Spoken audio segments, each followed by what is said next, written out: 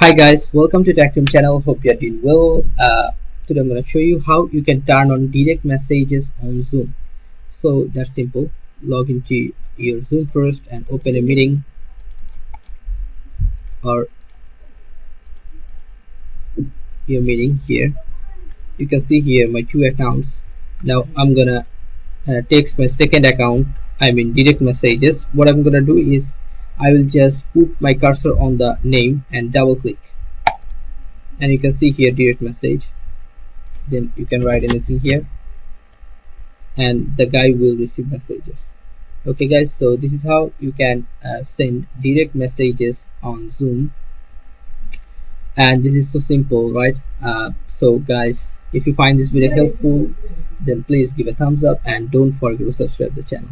Thank you so much for watching the video.